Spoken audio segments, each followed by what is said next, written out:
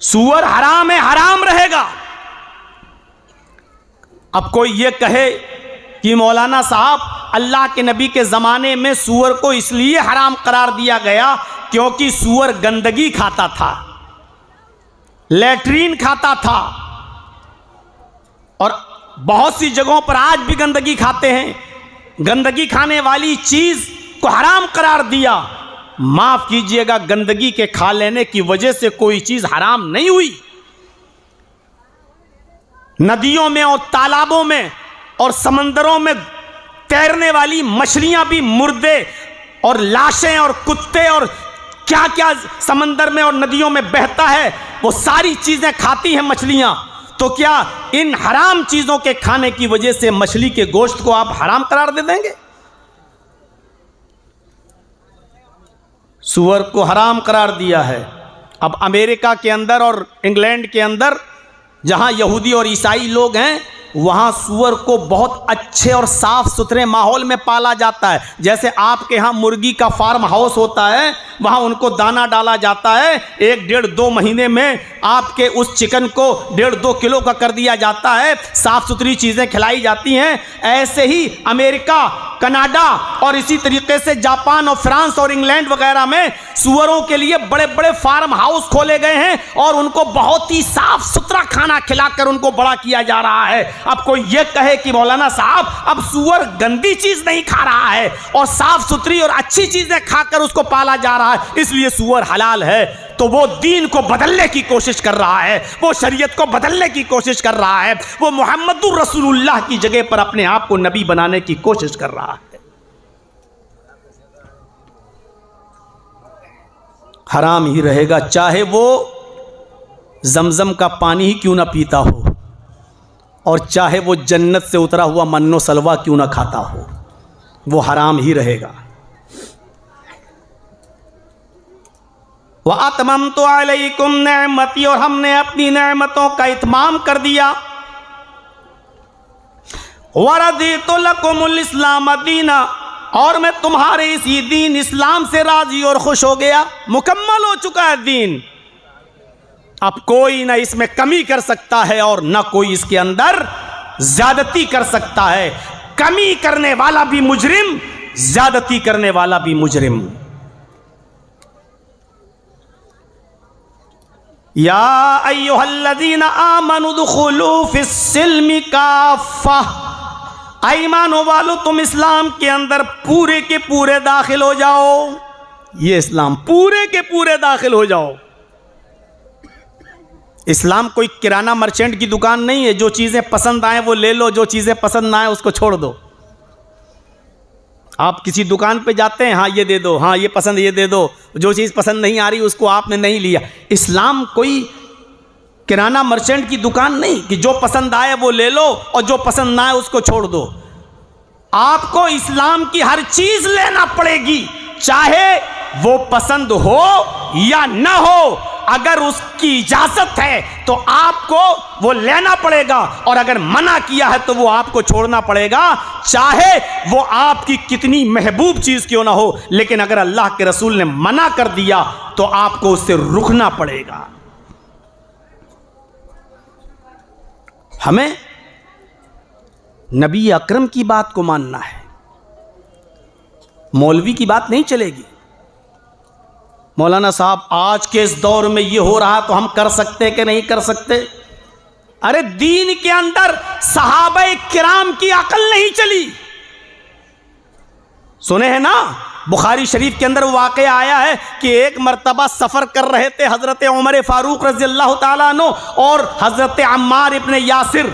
अम्मार भी पुराने सहाबी हैं, ओल्ड, और उमर भी पुराने सहाबी हैं, ओल्ड। ये दोनों सफ़र कर रहे थे। सफ़र करते करते जंगल में पहुंच गए।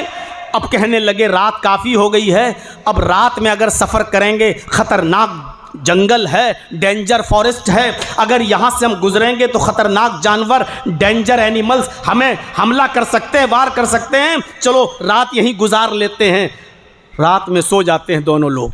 हज़रत उमर ने अपनी चादर बिछा ली, हज़रत अम्मार ने अपनी चादर बिछा ली, और दोनों लोग उसी जंगल के अंदर सो गए। और सुनिए, बहुत आसान और बहुत इजी उर्दू बोलने की कोशिश कर रहा हूं, अपनी बात तुम्हारे दिमाग में पैवस्त करने की कोशिश कर रहा हूं। बहुत दिन हो गए हैं, मैंने तो अब आपकी नब्ज पकड़ ली है कि आप सुनना क्या चाहते हैं। मेरे भाइयों, हजरत अम्मार अपनी चादर बिछा के सो गए, हजरत उमर अपनी चादर बिछा के सो गए, दोनों सो गए। सुबह उठते हैं फजर की नमाज पढ़ने के लिए, लेकिन दोनों सहाबी फजर की नमाज पढ़ने के लायक नहीं रहे। समझ गए हैं आप इशारा? दोनों को गुस्ल की जरूरत पेश आ गई। ऐसी कंडीशन हो गई कि इस कंडीशन में वो नमाज नहीं पढ़ सकते बगैर गुस्ल किए हुए। इंसान है, फितरत है, नेचुरल चीज है, हो गया। अब फजर का वक्त है, नमाज भी हर हाल में पढ़ना है, करें क्या? पानी किसी के पास नहीं है। बुखारी के अल्फाज, हजरत अम्मार कहते हैं, अय उमर, मुझे तो गुस्ल की ज़रूरत पेश आ गई। हज़रत अम्मार ने सर झुका के कहा, उमर, मुझे भी गुस्ल की ज़रूरत पेश आ गई, पानी है नहीं, करें क्या? हज़रत अम्मार ने कहा, मसला मालूम है हमें। अल्लाह के रसूल मस्जिद में दर्स दे रहे थे, खुतबा दे रहे थे, तो आपने फरमाया जब पानी ना मिले तो पाक मिट्टी से तयम्मुम कर लिया करो। जब पानी ना मिले तो पाक मिट्टी से तयम्मुम कर लिया करो, लिहाजा हम तयम्मुम से काम चला लेंगे। हज़रत उमर ने कहा, अय अम्मार, जिस वक्त अल्लाह के नबी ने यह हदीस बताई थी उस वक्त मैं भी मस्जिद में मौजूद था। अल्लाह के रसूल ने वुज़ू के बारे में यह फरमाया था कि वुज़ू के लिए पानी ना मिले तो तयम्मुम कर लो। हमें वुज़ू की नहीं, गुस्ल की ज़रूरत है। आदमी पाक रहता है, सिर्फ वुज़ू नहीं है तो पानी नहीं मिल रहा, तयम्मुम कर ले, लेकिन हमें तो वुज़ू की ज़रूरत नहीं, गुस्ल की ज़रूरत है। तो हज़रत अम्मार कहने लगे, वुज़ू में छोटा गुस्ल होता है, यानी चंद चीज़ें धोई जाती हैं, तो उसके लिए छोटा तयम्मुम होता है, और हमें गुस्ल की ज़रूरत है, इसलिए बड़ा तयम्मुम कर लेंगे। तो हज़रत उमर ने कहा, बड़ा तयम्मुम क्या होता है? तो कहा, बड़ा तयम्मुम ये होता है कि हम अपने जिस्म से कपड़े उतार कर ज़मीन पर मिट्टी में लोटेंगे, पूरे जिस्म पर मिट्टी भर लेंगे, हर हिस्से पे मिट्टी पहुंच जाएगी, पाक हो जाएंगे।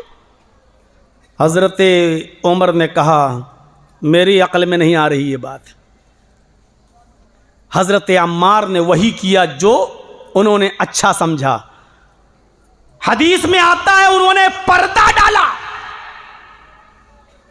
अपने कपड़े उतारे और जमीन पर पड़ी हुई मिट्टी पर लोटने लगे। हदीस के अल्फाज ये हैं, कमा तमर्रकु दाब्बा, मैं जमीन पर ऐसे लोटा, मैं जमीन पर मिट्टी में ऐसे लोटने लगा जैसे चार पैर वाला जानवर जमीन में लोटता है, मिट्टी में ऐसे ऐसे करके पूरे जिस्म पर मैंने मिट्टी मल ली और नमाज पढ़ ली। हज़रत उमर कहने लगे, नहीं, जब तक पानी नहीं मिल जाएगा मैं नमाज नहीं पढ़ूंगा। हज़रत अम्मार की अपनी अकल, हज़रत उमर की अपनी अकल। कहा, ये तो हमने कभी देखा नहीं अल्लाह के रसूल को ऐसा करते हुए, और तुम ऐसा कर रहे हो। कहा, नहीं, तुम देख लेना, अल्लाह के रसूल के पास जब जाएंगे और मिलेंगे तो इंशाअल्लाह मेरी बात सही होगी। हज़रत उमर फारूक ने नमाज नहीं पढ़ी, सफ़र आगे बढ़ गए, सफ़र को आगे किया। जब शहर में पहुंचे तो सूरज निकल चुका था, पानी मिल गया। उन्होंने सबसे पहले गुस्ल किया और उसके बाद में छूटी हुई फजर की नमाज उन्होंने बाद में पढ़ी। अब अल्लाह के रसूल के पास जब पहुंचे, सफ़र ख़त्म हुआ, लौट के जब वापस आए, उस ज़माने में मोबाइल तो था नहीं, आजकल तो बड़ा लेटेस्ट ज़माना है। रात के 3 बजे भी फ़ोन आ जाता है, मौलाना साहब अल्लाह ने मुझे बेटा दिया है, क्या नाम रखूं? बेगैरत सुबह पूछ लेता। 3 बजे लोग फ़ोन करते हैं, मौलाना साहब बेटा पैदा हुआ, क्या नाम रखूं? याद रखिएगा, शरीयत में इशा की नमाज पढ़ने के बाद, इशा की नमाज पढ़ने के बाद बिला किसी ज़रूरत के, बिला किसी इमरजेंसी काम के आप किसी के घर का दरवाज़ा नहीं खटखटा सकते हैं।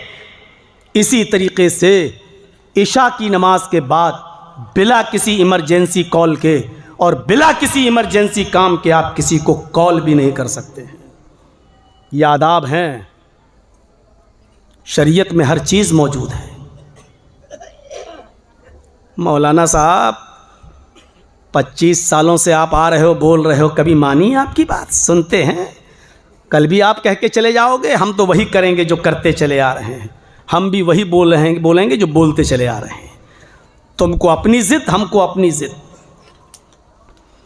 मेरे भाइयों, हज़रत उमर फारूक और अम्मार इब्न यासिर का जब सफ़र ख़त्म हुआ तब दोनों अल्लाह के नबी के पास मदीने पहुँचे और कहा चलो अब पूछते हैं किसने सही किया, हमने ऐसा करके सही किया था या आपने नमाज छोड़ने के बाद पानी का इंतज़ार करके गुस्ल करके नमाज पढ़ी और सूरज निकलने के बाद नमाज पढ़ी, आपने सही किया। चले पूछते अल्लाह के रसूल से, हम दोनों में से एक ही सही होगा, कौन सही था? अल्लाह के नबी सल्लल्लाहु अलैहि वसल्लम के पास आए। अरे भाई कैमरा एक बार फिट कर लो ना यार। अल्लाह के नबी के पास आए और अल्लाह के नबी सल्लल्लाहु अलैहि वसल्लम को दोनों लोगों ने अपनी अपनी बात बताई। आपने कहा अच्छा, अल्लाह के रसूल दोनों को गुस्ल की ज़रूरत पेश आ गई। आपने कहा फिर क्या किया? हज़रत अम्मार ने कहा अल्लाह के रसूल तमर्रक़्तु कमा तमर्रक़ु दाब्बा, मैं तो ऐसे लौटा ज़मीन में जैसे जानवर लौटता है, चौपाया लौटता है। हमने तो पूरे जिस्म पर मिट्टी मल ली और उसके बाद नमाज पढ़ ली। पानी नहीं था तो क्या करते? आपने कहा अम्मार तुमने गलत किया। कहा उमर तुमने क्या किया? अब उमर खुश, इसका मतलब मेरी बात सही। हज़रत उमर ने कहा अल्लाह के रसूल मेरा दिल कह रहा था ये गलत कर रहे हैं, इसलिए मैंने नमाज ही नहीं पढ़ी थी, पानी का इंतज़ार किया। जब सुबह पानी मिला तो सबसे पहले गुस्ल किया और बाद में नमाज क़ज़ा की। आपने कहा उमर तुमने भी गलत किया। पता चला कि इस्लाम सहाबी की अक़ल पर भी नहीं। तो दोनों ने पूछा अल्लाह के रसूल अगर हम दोनों ने गलत किया तो सही क्या था? अल्लाह के नबी ने फरमाया फ़हा कज़ा यकफ़ीक, वुज़ू वाला तयम्मुम ही गुस्ल वाले तयम्मुम के लिए काफ़ी था। यानी जो वुज़ू का तयम्मुम है वही गुस्ल का भी तयम्मुम है, एक ही तयम्मुम है, बस आपको दोनों हाथ ज़मीन पे मारना थे ऐसे। तयम्मुम क्या है? तयम्मुम जब भी किसी को ज़रूरत पड़ जाए तयम्मुम की, या जो बीमार है वुज़ू नहीं बना सकते बेचारे, डॉक्टर ने पानी का इस्तेमाल मना किया है, तो वो तयम्मुम कैसे करेंगे? ये पाक मिट्टी है, ऐसे हाथ मारेंगे, ये दोनों हाथ ऐसे मारो और दोनों को फूंक लो, बस एक बार ऐसे, और उसके बाद में इसको चेहरे पे मल लो। मल लिया एक बार, और दायां हाथ का ये हथेली ये इस पर यहाँ लाइए और ऐसे कर लीजिए, ऐसे, और इसको लाइए बाएं हाथ की, उल्टे हाथ की हथेली को ऐसे लाइए यहाँ और ऐसे कर लीजिए। ये आपका तयम्मुम हो गया है और अब आप नमाज पढ़ सकते हो। बहुत से जाहिलों को मैंने देखा तयम्मुम भी वुज़ू की तरह करते हैं, ऐसे फिर ऐसे मिट्टी लेके ऐसे करते हैं, ऐसे मतलब नाक में भी ऐसे करते हैं। ये तयम्मुम नहीं है। दोनों हाथ ज़मीन पे मारिए, उसको फूंक लीजिए, चेहरे पे मलिए, दायां हाथ बाएं हाथ के ऊपर ऐसे फेरिए और बाएं हाथ दाएं हाथ के ऊपर ऐसे फेरिए। ये हो गया तयम्मुम। ये वुज़ू का भी तयम्मुम है, ये गुस्ल का भी तयम्मुम है। दोनों ने गलत किया। अब शरीयत क्या है? जो उमर ने किया वो नहीं, जो अम्मार ने किया वो नहीं। शरीयत वो है जो जनाब मोहम्मद रसूलुल्लाह ने बताया है, ये है शरीयत। अल-यौमा अकमलतु लकुम दीनकुम, मैंने आज तुम्हारे लिए तुम्हारे दीन को मुकम्मल कर दिया।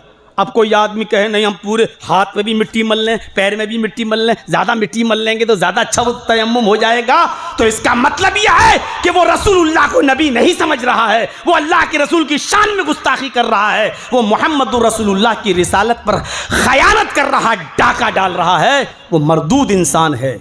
मरदूद इंसान है, वो अपने आप को नबी बनाने की कोशिश कर रहा है। ये चीज़ समझने की कोशिश कीजिएगा।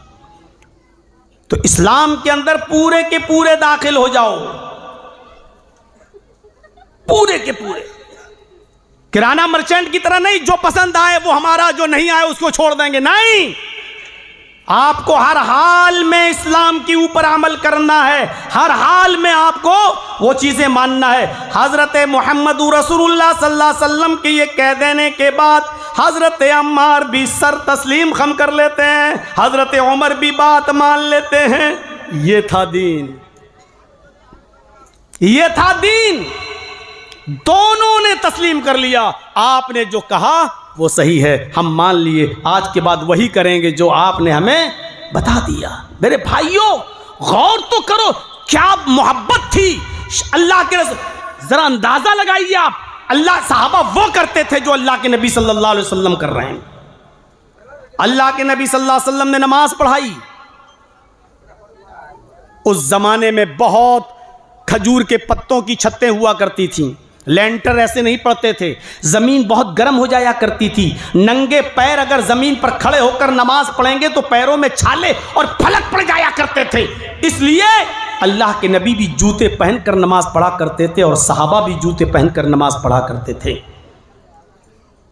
और आज भी अगर ऐसी कंडीशन कहीं हो जहां आपको सिर्फ ज़मीन मिल रही हो, छत न हो, तो वहां पर भी आप जूते पहनकर नमाज पढ़ सकते हैं। शरीयत में इस बात की इजाज़त है। जनाजे की नमाज में तो जूते पहने ही जाते हैं। बहुत से जाहिलों को हमने देखा क्या करते हैं, नमाज पढ़ेंगे जनाजे की तो जूते या चप्पल में से पैर निकालेंगे और उसके ऊपर खड़े हो जाएंगे। अरे अल्लाह के बंदे, बात तो फिर भी वही हुई। जूता तो है तेरे पैर के नीचे ही, तेरे पैर में हो या पैर के नीचे हो, है तो पैर के नीचे ही। बहुत से जाहिलों को हमने देखा, जूते उतार लेंगे या चप्पल से पैर निकालेंगे, उसी के ऊपर खड़े हो जाएंगे, फिर पढ़ेंगे जनाजे की नमाज। चप्पल पे खड़ा है, जूते पे खड़ा है। मेरे भाइयों, जूते पहनकर नमाज पढ़ना जायज। अल्लाह के नबी नमाज पढ़ा रहे हैं और सहाबा आपके पीछे नमाज पढ़ रहे हैं। पहली रकात है, अचानक नमाज ही की हालत में अल्लाह के रसूल ने अपने दोनों जूते उतारे और उसको आपने बाएं तरफ, लेफ्ट साइड में आपने उसको रख दिया। नमाज कौन पढ़ा रहा है? नबी अकरम। हदीस अबू दाऊद की किताबुस सलात उठाकर देखिए, दोनों जूते उतारे और उतारने के बाद लेफ्ट साइड में रख दिया। सहाबा जो नबी के पीछे नमाज पढ़ रहे थे, उन्होंने देखा हमारे नबी ने जूते उतार दिए, उन्होंने भी दोनों जूते उतारे और अपने अपने लेफ्ट साइड में सब ने रख दिए। जब अल्लाह के नबी ने सलाम फेरा, अस्सलामु अलैकुम वरहमतुल्लाह, अस्सलामु अलैकुम वरहमतुल्लाह, और जब मुक्तदियों की तरफ आपने नमाजियों की तरफ चेहरा किया तो क्या देखते हैं? सबके बाएं तरफ लेफ्ट साइड में जूते रखे हुए। आपने देखकर कहा, ये क्या है? ये जूते कैसे? हदीस के अल्फाज सुनिए, शब्द क्या है हदीस के, वर्ड्स क्या है हदीस के। मा हमालकुम अला इल्काई निआलिकुम, आए मेरे साथियों, तुम्हें जूते उतारने के लिए किसने कहा था? तुमने जूते क्यों उतारे? तुमने जूते क्यों उतारे? तुम तो जूते पहनकर नमाज पढ़ रहे थे, तुमने जूते क्यों उतारे? सहाबा का कितना सीधा साधा जवाब। सहाबा ने कहा, अय अल्लाह के रसूल, राईनाक, हमने तो आपको देखा जूते उतारते हुए, आपने उतारे तो हमने भी उतार दिए। जो इमाम करता है वही मुक्तदी को करना चाहिए। आप नमाज जूते पहन के पढ़ा रहे थे, आपने उतारे तो हमने भी उतार दिए। हम नहीं जानते हमने सही किया कि गलत, हम सिर्फ इतना जानते हैं जो आपने किया वो हमने किया।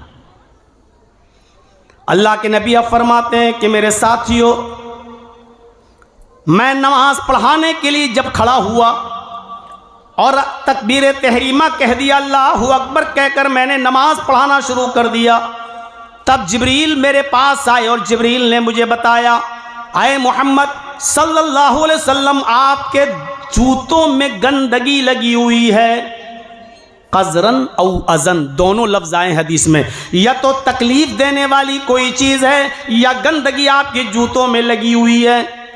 जब मैंने सुना जिब्रील ने बताया कि गंदगी मेरे जूतों में लगी है, तो फिर मैंने उन जूतों को उतार कर अपने बाएं साइड में रख दिया, इसलिए कि अगर जूते में गंदगी लगी होगी तो फिर नमाज नहीं होगी, इसलिए मैंने अपने दोनों जूते उतार दिए। अरे मेरे साथियों, तुम्हारे लिए मेरा हुक्म यह है कि तुम जब भी नमाज पढ़ने के लिए आया करो, नमाज शुरू करने से पहले अपने दोनों जूतों को देख लिया करो। अगर उस जूतों में गंदगी लगी हो, नापाकी लगी हो, फलयमसहुमा, तो उन दोनों जूतों को तुम जमीन पर रगड़ लिया करो, पाक मिट्टी के ऊपर रगड़ लिया करो। जमीन की पाक मिट्टी तुम्हारे जूते की गंदगी को साफ कर देगी, और जमीन पर जब तुम जूते को रगड़ लोगे तो वो जूते पाक हो जाएंगे, फिर उन्हीं जूतों में तुम नमाज पढ़ सकते हो। सहाबा कितनी बात मानते थे।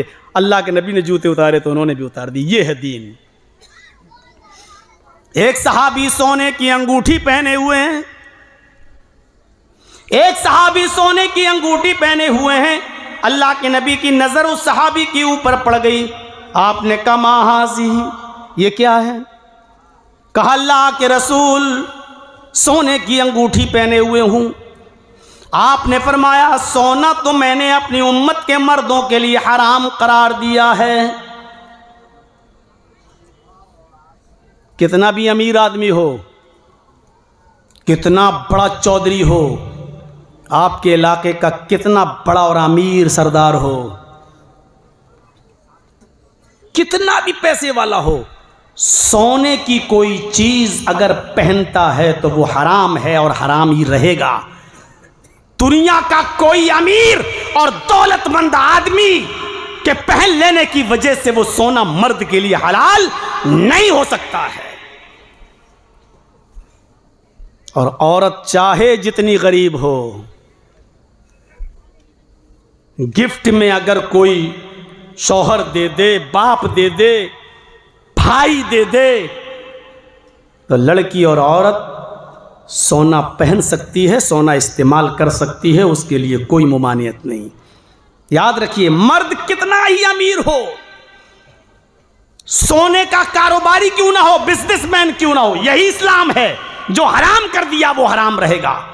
किसी बड़ा और दौलतमंद हो जाने की वजह से कोई, मेरे भाइयों, हराम चीज को हलाल नहीं कर सकता है। अल्लाह के नबी ने उस सहाबी के हाथ में सोने की अंगूठी देखी, उसको उतारा और उतारने के बाद जमीन पर फेंक दिया, और जमीन पर फेंकते हुए फरमाया फतारहाहु, जमीन पर उस अंगूठी को फेंक के कहा कि मैंने मर्द के लिए सोना हराम करार दिया, तुमने इस अंगूठी को कैसे पहन लिया? किसी मर्द के लिए सोने की अंगूठी पहनना जायज नहीं है। लफ्ज पर गौर कीजिएगा। अल्लाह के नबी ने कहा किसी मर्द के लिए जायज नहीं है, इसका मतलब यह है कि औरत के लिए जायज है।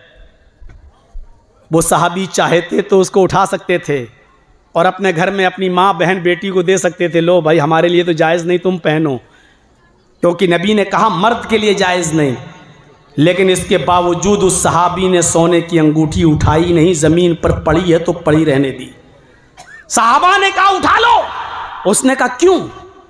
सहाबा ने कहा अल्लाह के नबी ने मर्दों के लिए हराम कहा है, अपनी बीवी को दे देना, बहन को दे देना, बेटी को दे देना, माँ को दे देना, कोई भी पहन लेगा घर में। उसने कहा नहीं, अल्लाह के नबी ने मेरी उंगली से अंगूठी निकाली, वो रिंग निकाली, मेरे हाथ में देते हुए ये नहीं कहा कि जा अपने घर में माँ, बहन, बेटी, बीवी को दे देना। अगर आपने मेरे हाथ में दी होती तो मैं जरूर पहना देता अपने घर में, अपनी वाइफ को, अपनी डॉटर को, अपनी बीवी को, बेटी को, सिस्टर को, बहन को, किसी को दे देता। लेकिन नबी ने उस अंगूठी पर नफरत की नजर डाल दी, घृणा की नजर डाल दी, मेरी उंगली से वो रिंग निकाल कर जमीन के ऊपर फेंक दी। कसम है उस जात की जिसके कब्जे में मेरी जान है, जिस अंगूठी पर, जिस रिंग पर मेरे नबी की नफरत की नजर पड़ गई है, मैं उसको जमीन से उठाकर अपने घर में माँ, बहन, बेटी को भी पहनाना गवारा नहीं करता। हम मोहब्बत करेंगे रसूल से। रात के 12 बजे तक कैरम बोर्ड खेलने वाली कौम चौराहों पर यह मोहब्बत करेगी मोहम्मद रसूलुल्लाह से। शराब के रसिया और दिलदादा कौम,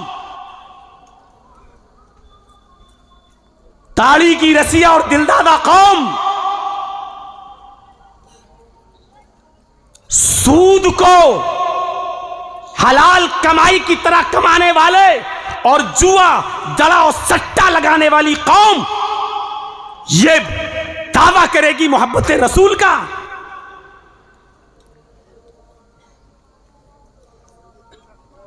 इंसानों की जिंदगी से खेलने वाली कौम और पूरी नस्लें इंसानी को तबाही और बर्बादी के ढह में बहा देने वाली कौम, चर्स और गांजा और अफीम और स्मैक हीरोइन पाउडर की शक्ल में बनाकर इंसानों की जिंदगी से खिलवाड़ करने वाली कौम ये रसूल से मोहब्बत का दावा करेगी। मेरे भाइयों, हाशा व कल्ला, हो नहीं सकता ये दो चीजें एक साथ हो जाएं। अब जो उड़ के जाएगा मैं समझूंगा वही इसमें किया है। मैं समझूंगा वही हीरोइन का धंधा करता है। हाँ, किसी को पेशाब पेशाब लगा हो तो जा सकता है। मेरे भाइयों सुनिए, मोहब्बत के ये अंदाज थे। हम कहां हैं? हजरत मुआज इब्ने जबल रजी अल्लाह ताला अन्हु कहते हैं कि अल्लाह के नबी जनाब मोहम्मद रसूलुल्लाह सल्लल्लाहु अलैहि वसल्लम ने मुझे 10 बातों की वसीयत की। मुस्नद अहमद की रिवायत है, मुझे 10 बातों की वसीयत फरमाई। 10 बातें मैं नहीं बता पाऊंगा आज, मैं सिर्फ 5 चीजें बतला रहा हूं। नाम तो 10 का बता दूंगा लेकिन समझाऊंगा सिर्फ 5 चीजें। मुआज इब्ने जबल कहते हैं कि अल्लाह के नबी सल्लल्लाहु अलैहि वसल्लम ने मुझे 10 चीजों की वसीयत की। क्या ये 10 चीजें हमारे अंदर पाई जा रही हैं? सुनिए, देखिए, पहली चीज फरमाया, पहली चीज, ला तुशरिक बिल्लाहि शैअन इन कुतिलता व हुर्रिकता। आए मुआज, अपनी पूरी जिंदगी में कभी शिर्क मत करना, अल्लाह के साथ किसी को शरीक मत ठहराना, शिर्क मत करना, यानी अल्लाह की जातो सिफात में किसी दूसरे को शरीक मत करना। ये अल्लाह की सिफत है कि वो बेटा दे या बेटी दे, या बेटे ही बेटे दे या बेटियां ही बेटियां दे, या चाहे तो कुछ न दे, ये उसकी सिफत है। किसी और के अंदर ये मत मानना। उसके अलावा किसी और को सजदा मत करना, उसके अलावा किसी से हाजत रवाई और मुश्किल कुशाई का सवाल मत करना।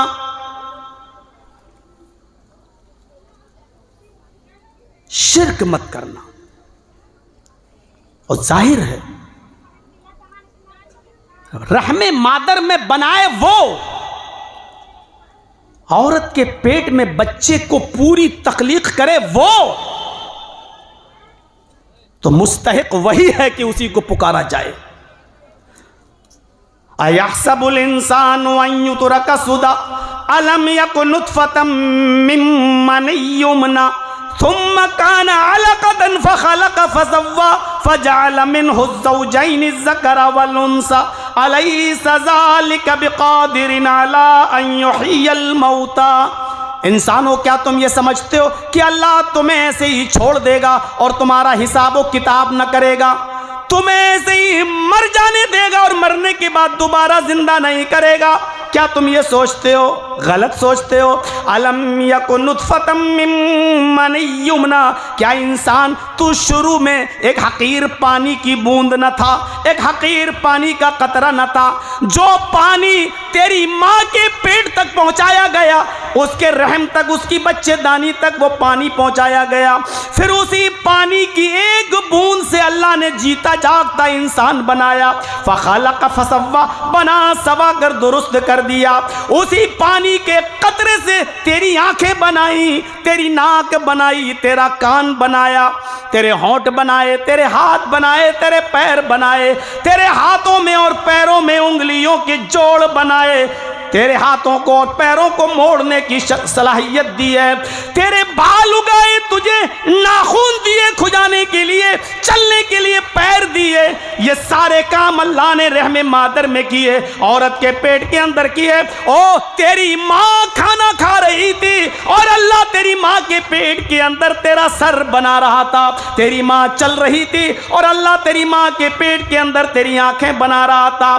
तेरी माँ सो रही थी और अल्लाह तेरी माँ के पेट के अंदर तेरा दिल बना रहा था। अल्लाह ने उसी पानी के कतरे से इतना नरम भेजा बनाया कि 2 उंगलियों के बीच में रख के मसलना चाहो तो मसल दो, और उसी पानी के कतरे से अल्लाह ने इतनी मजबूत खोपड़ी बनाई कि हथौड़ा मारो तब जाकर टूटे, इतनी मजबूत हड्डी भी बनाई। फजाल मिनहु ज़ौजैन ज़कर वल उन्सा, उसने रहमे मादर के अंदर नर भी बना दिया, मादा भी बना दिया, लड़का और लड़की भी बना दिया। वो ही इस बात पर कादिर है। ओ मेरे बंदो, जब मैं ये सारे काम माँ के पेट के अंदर कर सकता हूँ, अलैसा ज़ालिका बिक़ादिरिन अला युह्यिल मौता, तो क्या वो अल्लाह इस बात पर कादिर नहीं है कि तेरे मरने के बाद कब्र से तुझे दोबारा जिंदा कर दे, तुझे दोबारा उठा दे, तुझे दोबारा कब्र से जिंदा करके लोगों के सामने पेश कर दे। पहली बार जब मैं कर सकता हूं तो दोबारा नहीं कर सकता।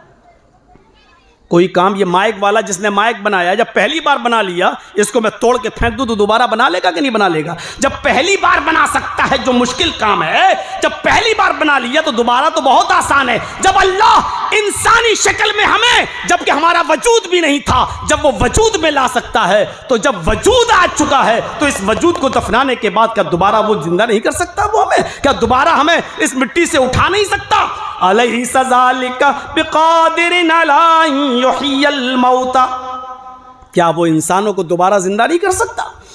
मेरे प्यारे साथियों, सब कुछ अल्लाह करता है।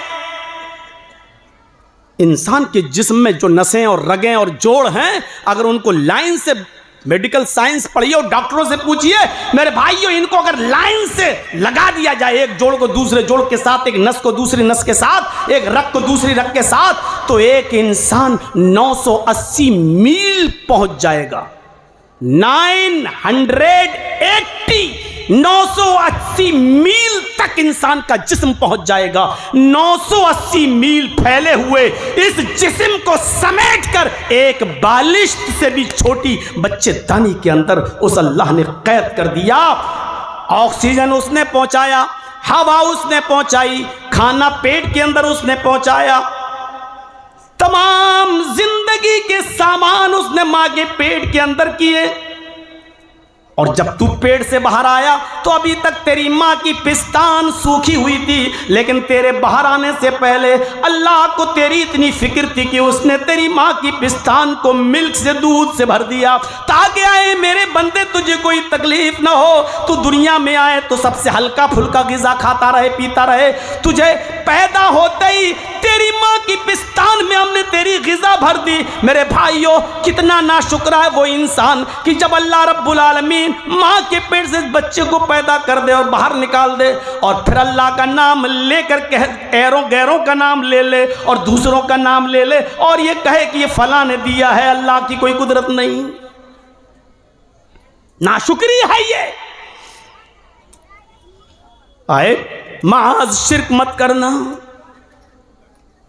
इन कुतिलता हुर्रिकता, चाहे तुझे कत्ल कर दिया जाए या तुझे जला कर राख कर दिया जाए, अपने आप को जला कर राख करवा लेना, लेकिन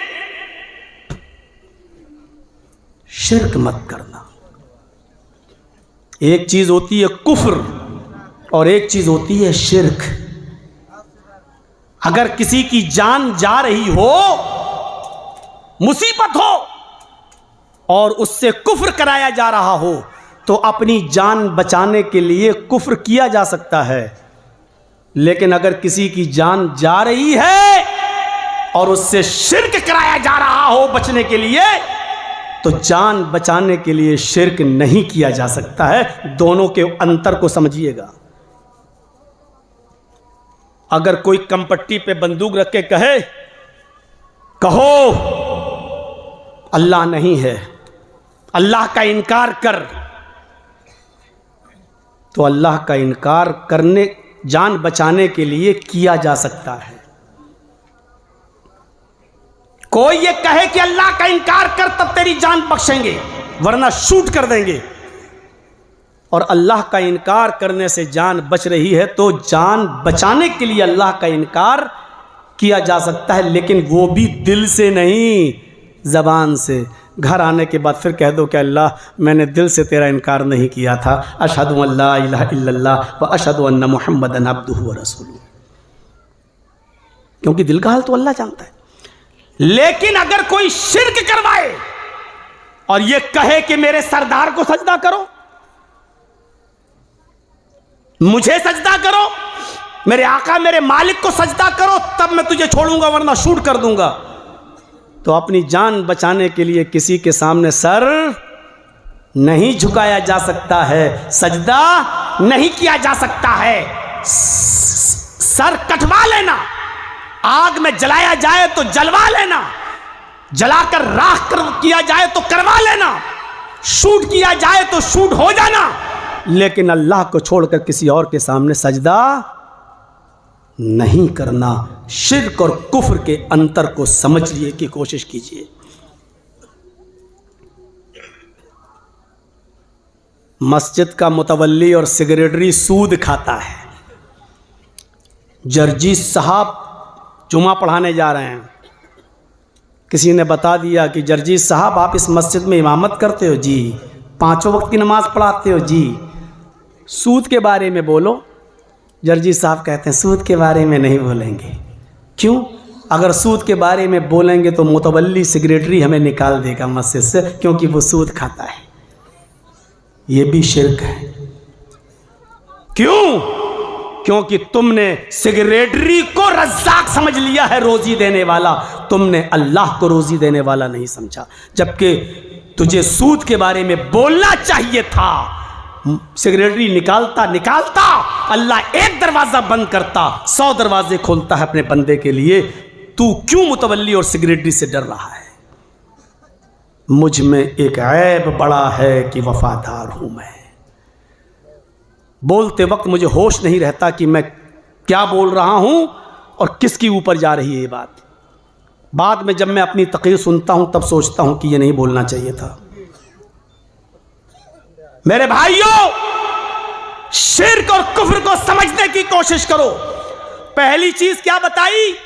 इन ला तुश्रिक बिल्लाहि शैयन इन कुतिलता हुर्रिकता। शिर्क मत करना, चाहे तुम्हें कत्ल कर दिया जाए या जलाकर राख कर दिया जाए। यह है पहली चीज। इस्लाम समझो क्या है। दूसरी चीज, बिजली गिरेगी नौजवानों के ऊपर।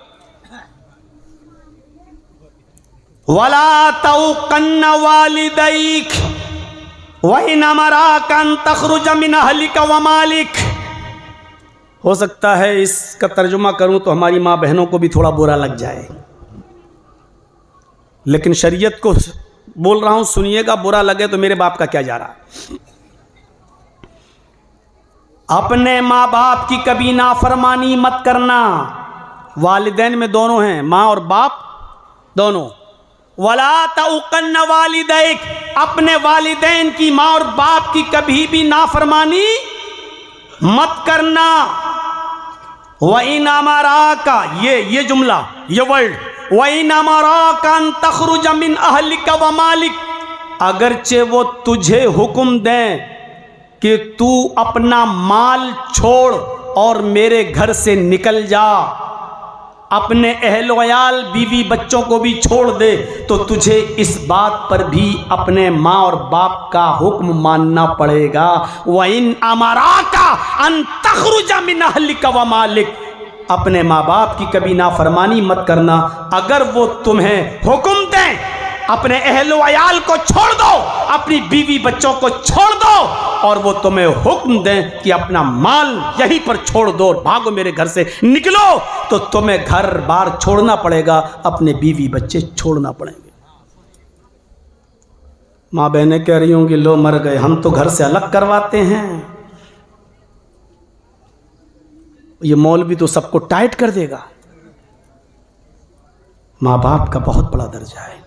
पहली बात तो ये है कि कोई बेटा अपने बाप को ज़कात दे ही नहीं सकता, चाहे कितना बाप गरीब हो। मसला याद रखिएगा। आप अपना कमाते हैं, बाप ने अलग कर दिया है, सब कुछ ठीक है, बाप के पास खाने पीने को कुछ नहीं है, अब आप चाहते हो कि पैसे वाले अपने बाप को ज़कात दे दें। कोई बेटा अपने बाप को ज़कात नहीं दे सकता। बाप तो दे सकता है अपने बेटे को ज़कात, लेकिन बेटा अपने बाप को ज़कात नहीं दे सकता, क्योंकि बेटे ने जो कुछ भी कमाया है वो बाप का है।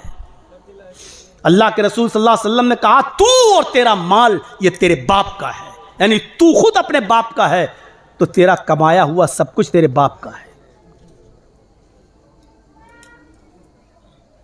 मौलाना साहब आगे बढ़ जाओ, ज़्यादा मत बोलो,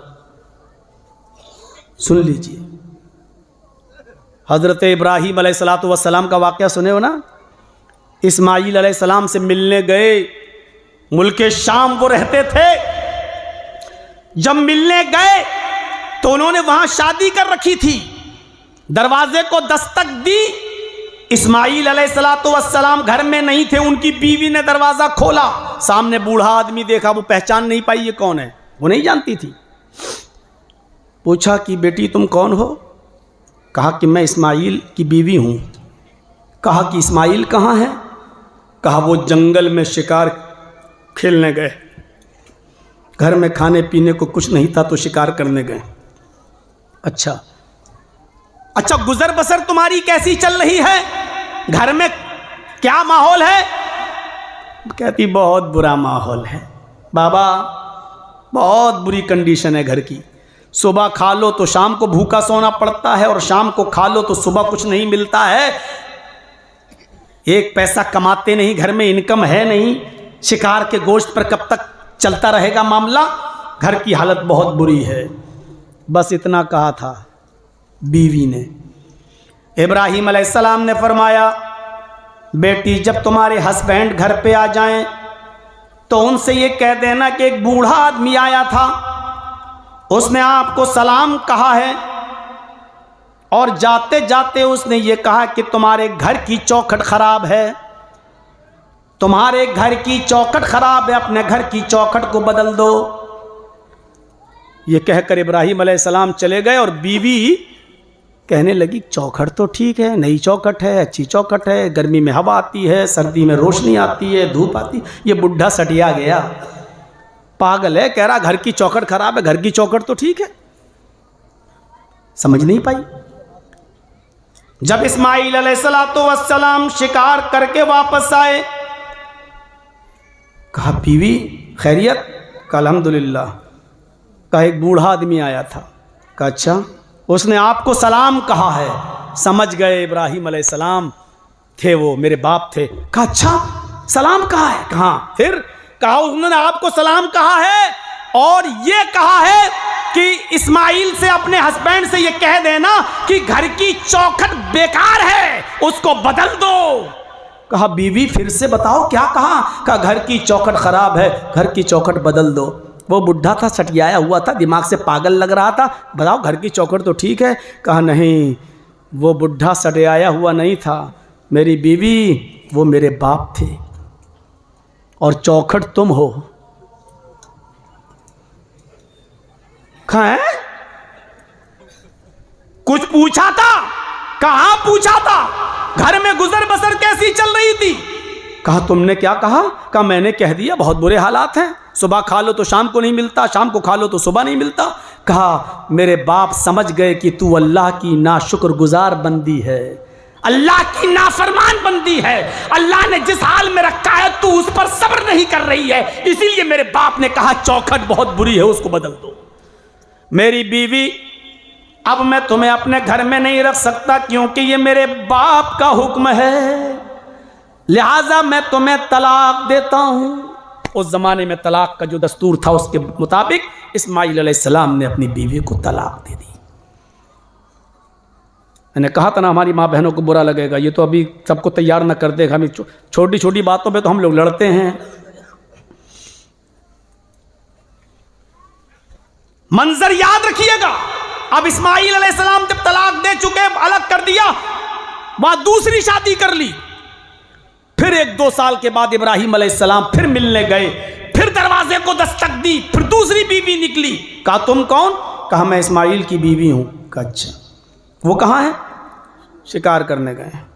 ओह, घर में गुजर बसर बेटा कैसी चल रही है? कहा अल्हम्दुलिल्लाह, अल्लाह का शुक्र है, अल्लाह ने जिस हाल में रखा है हर हाल में अल्लाह का शुक्र है। कहा बेटी मैं जा रहा हूँ, तुम्हारे हस्बैंड घर में आ जाएं तो कहना एक बूढ़ा आदमी आया था, उसने आपको सलाम कहा है और कहा तुम्हारे घर की चौखट बिल्कुल ठीक है, उसको बरकरार रखना, उसको कायम रखना। वो कहती बुढ़ा सटिया गया, मैंने कब, चौखट की तो कोई बात ही नहीं हो रही है और ये कह रहा है चौखट बरकरार रखना। जब इस्माईल अलैहिस्सलाम आए, कहा बीवी ने कोई बुढ़ा आदमी आया था, बूढ़ा, ओल्ड मैन। कहा अच्छा, क्या कहा? कहा आपको सलाम कहा। कि अच्छा और कुछ? कहा उसने कहा कि चौखट बरकरार रखना सही है, ठीक है। कहा मेरी बीवी चौखट तुम हो, और उसने कहा कि तुम्हें बरकरार रखना यानी तुम अल्लाह की फरमाबरदार बंदी हो, मेरे बाप ने पहचान लिया तुम्हें, इस बात से खुश हो जाओ। आजकल ससुर भी ऐसे होने चाहिए। इम्तहान लें अपनी बहुओं का कि वो अल्लाह की शुक्रगुजार हैं या नहीं। नाफरमान तो नहीं है, लेकिन उसके लिए ससुर जी को खुद अल्लाह का फरमाबरदार बनना पड़ेगा। ससुर जी खुद हुक्का पीते हों और उम्मीद रखें कि मेरे बेटे की बीवी बहुत अच्छी हो, जो मेरा बेटा मेरे कहने पे चले। जब तू अल्लाह और उसके रसूल के कहने पे नहीं चल रहा है तो तेरी औलाद तेरे कहने पे चलेगी। मेरे भाइयों, वला तौकन्ना वालिदैक, अपने माँ बाप की कभी ना फरमानी मत करना किसी भी कंडीशन में। माँ बाप बहुत बड़ी, मुझसे पूछिए, अभी 1.5 साल हुआ है मेरे वालिद को इंतकाल किए हुए, अब मुझे कितनी कमी महसूस होती है। मेरी गोद में जिन्होंने आखिरी सांस ली हो, अब कमी महसूस होती है। अब समझ में आता है कि बाप को क्यों बाप कहा गया है, क्या होता है वो, तसव्वुर कीजिए आप।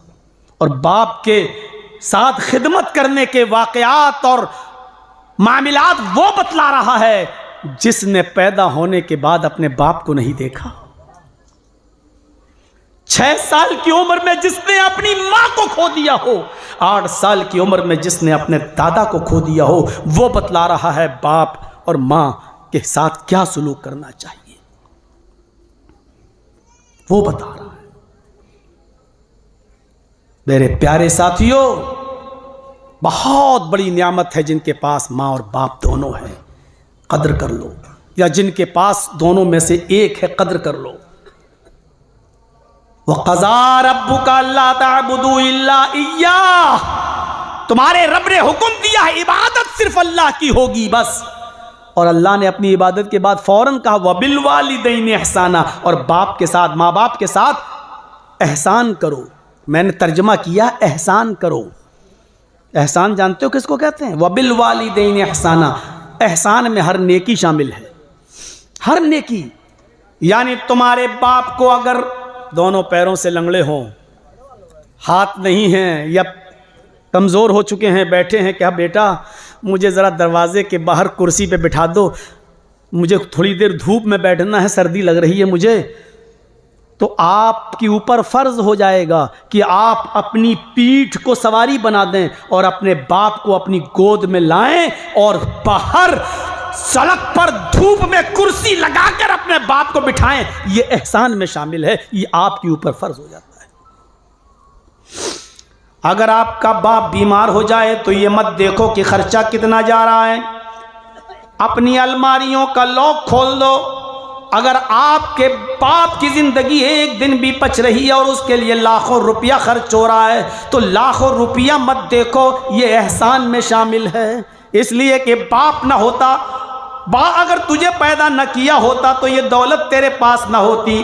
तू और तेरा माल तेरे बाप का है, इसलिए अपने बाप को राजी करो हर हाल में। हजरत उमर फारूक रज़ी अल्लाह ताला अन्हु खाने काबा का तवाफ कर रहे हैं। एक आदमी को देखा कि वो अपनी लंगड़ी लूली और अंधी माँ को तवाफ करा रहा है, अपने गोद पे अपनी पीठ पर लाद कर। हजरत उमर ने कहा, मुबारक हो, ये तुम्हारी माँ है, अल्लाह ने तुम्हें खिदमत करने का मौका दिया, तुम अपनी माँ को तवाफ करा रहे हो। उस आदमी ने पूछा, अमीरुल मोमिनीन, क्या मेरी माँ का हक अदा हो गया? मैं लंगड़ी लूली, अपाहिज और अंधी माँ को अपनी पीठ पर लाद कर खाने काबा का तवाफ करा रहा हूँ, क्या मैंने अपनी माँ का हक अदा कर दिया? हजरत उमर फारूक कहने लगे, हक की बात पूछता है, अपनी माँ का हक अदा कर दिया। जब तुझे तेरी माँ पैदा कर रही थी, जब तुझे जन रही थी, जब तुझे अपने पेट से बाहर ला रही थी और तुझे पैदा करते वक्त जो उसको दर्द हो रहा था, उस दर्द में जब उसने पहली चीख निकाली थी, अभी तो तूने अपनी माँ की उस पहली चीख का भी हक अदा नहीं किया, अब पूरी जिंदगी का तू हक अदा कैसे कर सकता है? अभी तो तूने अपनी माँ की चीख का पहला आह का भी हक अदा नहीं किया और पूछता है कि मैंने अपनी माँ का हक अदा कर दिया। मां का हक अदा नहीं हो सकता। दो चीजें। तीसरी चीज पर आइए जिससे आज हमारी नौजवान नस्ल बड़ी गाफिल है। पहली चीज, शिर्क मत करना, चाहे जला दिए जाओ चाहे कत्ल कर दिए जाओ, पहली चीज। दूसरी चीज, अपने वालिदैन की कभी नाफरमानी मत करना, अगरचे वो तुम्हें हुक्म दें कि अपने घर से निकल जाओ, मालो दौलत छोड़ दो, बीवी बच्चों से दूर हो जाओ, तुम्हें अपने माँ बाप की बात मानना पड़ेगी। तीसरी चीज, वला तत्रुकन्न सलातन मक्तूबतन मुतअम्मिदन फक़द बरियत मिन्हु ज़िम्मतुल्लाह। वला तत्रुकन्न सलातन मक्तूबतन मुतअम्मिदन फ़इन्न मन तरक सलातन मक्तूबतन मुतअम्मिदन फ़क़द बरियत मिन्हु ज़िम्मतुल्लाह। लोगों, कभी किसी भी हाल में फर्ज नमाज मत छोड़ना। ला तत्रुकन्ना कहा, किसी भी कंडीशन में, किसी भी हालत में तुम फर्ज नमाज मत छोड़ना। फ़इन्न मन तरक सलातन मक्तूबतन मुतअम्मिदन, इसलिए कि जो कसदन जानबूझकर आमदन फर्ज नमाज तर्क कर देता है, फर्ज नमाज छोड़ देता है, फ़क़द बरियत मिन्हु ज़िम्मतुल्लाह, तो अल्लाह की फिर उसके ऊपर कोई जिम्मेदारी नहीं रहती। और अल्लाह की जिम्मेदारी से वो दूर हो गया। ड्राइवर बैठता कहता, नहीं साहब आप मुझ पर भरोसा रखते हैं? ये अल्लाह के बाद आप पर ही भरोसा है भाई। तो ठीक है, जब आप मुझको भरोसा रखते हो तो अभी आपको खैरियत के साथ पहुंचाना ये मेरी जिम्मेदारी है। ठीक है, चलिए। अल्लाह ने कहा नमाज पढ़ोगे तो तुम्हारी जिम्मेदारी है मेरी, और अगर फर्ज नमाज को तुमने छोड़ दिया तो तुम्हारी कोई जिम्मेदारी मेरे ऊपर नहीं है। फ़क़द बरियत मिन्हु ज़िम्मतुल्लाह, अल्लाह की जिम्मे से वो आदमी दूर हो गया। कभी मत छोड़ना, ये मजबूरी नहीं चलेगी। मैं बैंक में नौकरी करता हूं, लिखा पढ़ी करता हूं, मौलाना साहब बैंक का मैनेजर मुझे इजाज़त नहीं देता, मैं जिस ऑफिस में काम करता हूं हमारा मालिक, हमारा मैनेजर हमें इजाज़त नहीं देता, मैं जो बिज़नेस करता हूं उसमें मसरूफ़ रहता हूं, मैं उसमें जो है हमें फुर्सत नहीं मिलती, क्या मैं शाम को घर आकर इकट्ठी पढ़ सकता हूं? ये सब बहाने नहीं चलेंगे। और माफ़ कीजिएगा, मसला अपने दिमाग की खोपड़ियों में बिठा लीजिएगा, अच्छी तरीके से मसला याद रखिएगा।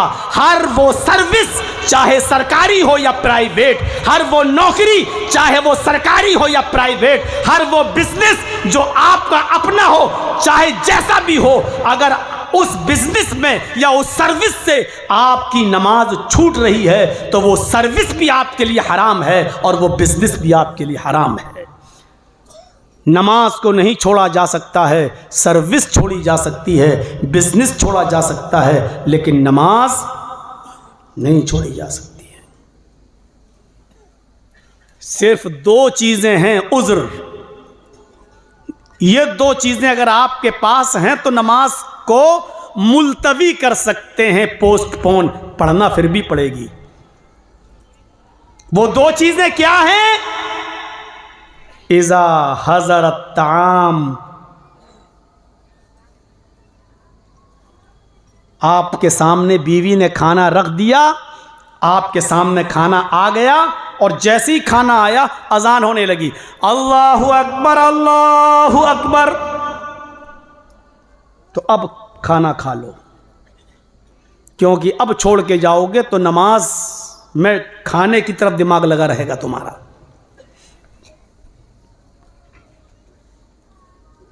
अजान हो रही है और बीवी कह रही बैठो अभी मैं खाना लेकर आ रही हूं, और खाना आने से पहले अगर अजान हो जाए तो फिर पहले नमाज पढ़ने जाओगे। हाज़रा का लफ्ज है, अगर हाजिर हो जाए खाना और खाना आ जाने के बाद अगर अजान हो रही है तो पहले खाना खा लो, उसके बाद आप नमाज पढ़ने जाइए।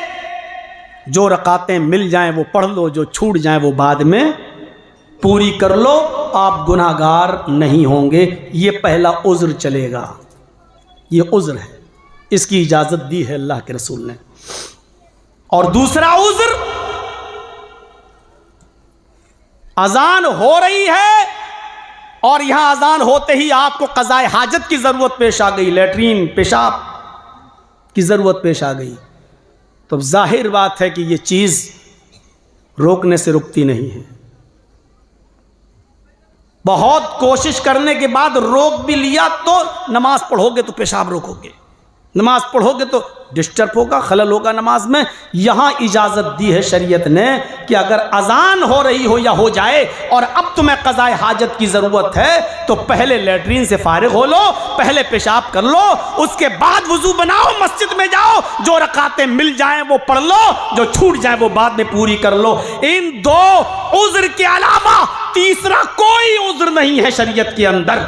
आपका बेटा बीमार है, आपका बेटा सख्त बीमार है और अजान हो रही है, इस मौके पर भी आपको नमाज पढ़ना है, लेकिन मस्जिद में नहीं जाना है। जल्दी से अपने घर में वुज़ू बनाइए और जल्दी से सिर्फ फर्ज रकातें अदा कर लीजिए बस। ला तत्रुकन्न सलातन मक्तूबतन मुतअम्मिदन, फर्ज नमाज कभी मत छोड़ना, किसी भी कंडीशन में मत छोड़ना। आपका बेटा बीमार है, इधर अजान हो रही है, अजान के बाद 15 मिनट के बाद जमात होगी, जमात में भी इमाम साहब अगर लंबी लंबी सूरतें पढ़ देंगे तो और 10 मिनट चले जाएंगे। अब बेटा ज्यादा सीरियस है, जल्दी से वुज़ू बनाइए, जल्दी से घर में सिर्फ फर्ज नमाज अदा कीजिए और अपने बेटे को एम्बुलेंस में बैठाइए, गाड़ी कीजिए, टोटो कीजिए, टेम्पू कीजिए, गाड़ी लीजिए, अपनी 4 व्हीलर लेके जाइए अस्पताल। नमाज इस कंडीशन में भी माफ नहीं है, आपको पढ़ना पड़ेगा। नमाज किसी भी कंडीशन में माफ नहीं है, किसी भी कंडीशन में। हमारी मां बहनों को चंद दिन की छूट मिल जाती है बस, उसके अलावा कोई कंडीशन में माफ नहीं है। उनको अपने महीने के चंद दिनों के लिए नमाजें छोड़ना पड़ती हैं। उनको भी अल्लाह के रसूल ने कहा कि अब इसको दोहराने की ज़रूरत नहीं है, बाद में पढ़ने की ज़रूरत नहीं है। लेकिन याद रखें कि हमारी माँ बहनें भी जिस दिन वो पाक होंगी, जिस दिन उनका पीरियड बंद होगा, उनको उसी वक्त गुस्ल करना है, उसी वक्त गुस्ल करना है और नमाज पढ़ना है। अगर वो 3 बजे 4 बजे दिन में पाक होती हैं, असर का वक्त शुरू हो चुका है, फौरन गुस्ल करेंगी और असर के वक्त अब असर की नमाज नहीं पढ़ेंगी, जोहर की 4 रकात पढ़ेंगी और 4 रकात असर की पढ़ेंगी। जोहर और असर वो जमा करके पढ़ेंगी। याद रखिएगा, यहां मुसाफिर वाला हुक्म होगा उनके ऊपर, क्योंकि अगरचे जोहर का वक्त निकल गया लेकिन असर का वक्त है और मुसाफिर जोहर और असर दोनों को एक साथ पढ़ सकता है। इसलिए वो औरत जो 3:30 बजे पाक हो रही है और असर का वक्त शुरू हो चुका है तो असर के वक्त नहाएगी और नहाने के बाद 4 रकात जोहर पढ़ेगी और 4 रकात वो असर पढ़ेगी। हाँ, अगर जोहर से पहले पाक होती है तो सिर्फ जोहर की नमाज पढ़ेगी, फिर असर के वक्त असर की पढ़ेगी। लेकिन अगर असर के बाद पाक हो रही है तो जोहर भी पढ़ेगी और असर भी पढ़ेगी।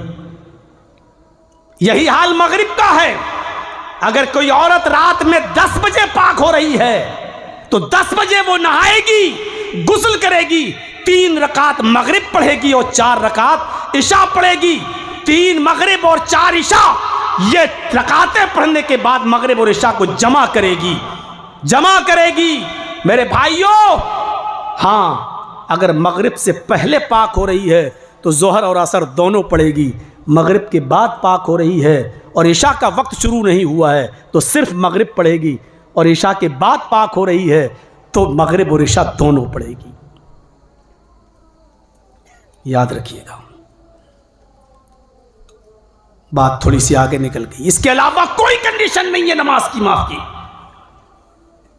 खड़े होकर पढ़ने की ताकत नहीं है तो बैठकर पढ़ो, बैठकर पढ़ने की ताकत नहीं है तो लेटकर पढ़ो, लेटकर पढ़ने की ताकत नहीं है तो करवट से पढ़ो, करवट से पढ़ने की ताकत नहीं है तो आंख के इशारे से पढ़ो, आंख के इशारे से पढ़ने की ताकत नहीं है तो अपना होंठ हिला हिला कर पढ़ो, वुजू नहीं कर सकते हो तो तयम्मुम करके पढ़ो। नलकी लगी हुई है पेशाब की जगह पर, थैली लटकी है, आप बार बार इस्तंजा नहीं कर पा रहे हैं तो जानते हो इस थैली का क्या हुक्म है? पेशाब अगर आप कर रहे हैं और पानी से धो नहीं रहे हैं और वो पेशाब आपका थैली में जा रहा है तो आप पाकी की हालत में माने जाएंगे, और इस कंडीशन में भी आपको नमाज पढ़ना पड़ेगी, नमाज माफ नहीं है।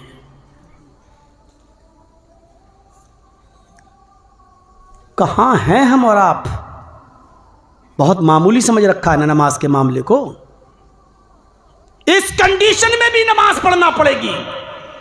और 100 की एक बात आपको कह दूं, 10 लड़कियों के बाद आपको अल्लाह ने एक लड़का दिया है, कितनी खुशी होगी। 6 लड़कियों के बाद एक लड़का आपके घर में पैदा हुआ, कितनी खुशी होगी। आप फूले नहीं समा रहे मारे खुशी के कि आज हमें लड़का हुआ, अल्लाह ने मुझे बेटा दिया है। यहां बेटे की पैदाइश की खबर आपके कानों में जाती है और इधर आजान की आवाज आ रही है, हय्या अलस सलाह। इस खुशी के आलम में भी तुम अल्लाह को फरामोश नहीं कर सकते हो, भूल नहीं सकते हो। अल्लाह ने तुझे 6 बेटियों के बाद एक बेटा दिया है, अब नमाज का वक्त हो गया है। इस खुशी के आलम में भी तेरे ऊपर नमाज माफ नहीं है, तुझे अभी भी नमाज पढ़ने के लिए जाना पड़ेगा। अच्छा सुनिए, 6 बच्चियों के बाद एक बेटा पैदा हुआ था, 12, 13, 15 साल की उम्र में उसका इंतकाल हो गया। क्या हालत होगी? एक बेटा था वो भी अल्लाह ने ले लिया। क्या पहाड़ टूटेगा बाप के ऊपर? उस बाप के कलेजे से पूछो क्या गुजरेगी उसके ऊपर। यहां जवान बेटे का इंतकाल हो गया, इकलौता बेटा था, 7-8 बेटियों के बाद एक बेटा मिला था और वो भी मर गया, उसका भी इंतकाल हो गया। यहां आप टेंशन में अपने बेटे की जुदाई में रो रहे हैं, आपकी आंखों से आंसू बह रहे हैं और इस वक्त अजान का आवाज आपके कानों में आ रही है, हय्या अलस सलाह। थोड़ी देर के लिए अपना टेंशन दूर करो, अपने बेटे के गम को भुला दो और इस कंडीशन में भी तुम्हें नमाज पढ़ने के लिए जाना है। अरे जवान बेटे के इंतकाल